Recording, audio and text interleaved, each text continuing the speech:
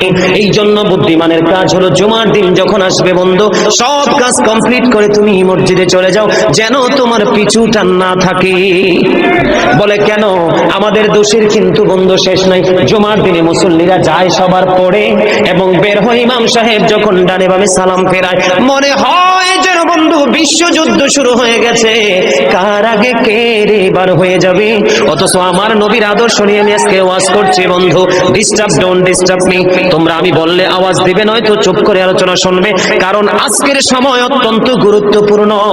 কারণ আমি যদি 5 মিনিট সময় পাই, একটা হাদিস শোনাতে পারবো, হয়তো বা এই একটা হাদিসে আপনাদের কারো না কারো হৃদয়ে ছুঁয়ে যেতে পারে, আর এটাই আপনার জীবনের জন্য, হেদায়েতের জন্য যথেষ্ট হতে পারে।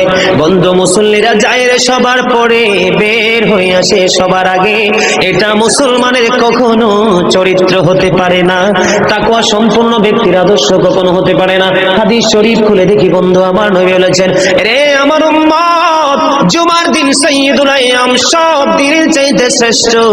ঈদুল ফিতর, ঈদুল আজহার দিনের চাইতেও দামি। এই জুমার দিনের ফজিলত বরকত নিয়ে আলোচনা করলে বন্ধু রাত একটাই কভার করা যাবে না, এত বরকত এই জুমার দিনের।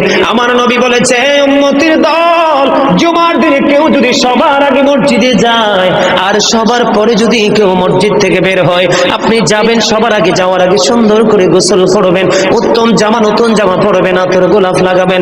আপনি রাস্তা দিয়ে হেঁটে গেলে মানুষ যেন বলতে পারে যে মসজিদের মুসল্লি হেঁটে যায়। আর চারপাশ বন্ধু সুঘ্রাণে মুখরিত হয়ে যাবে।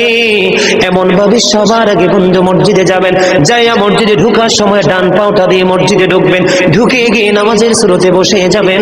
বসে যখন আপনি আল্লাহর ইবাদত করতে করতে করতে করতে সব মুসল্লি বন্ধু বের হয়ে যাচ্ছে, আপনারা তাড়াহুড়া করার দরকার নেই, কারণ মনে রাখতে হবে, আসছি সবাই যেমনি একা একা, আবার যাব একা একা, হিসাবও দিতে হবে একা একা।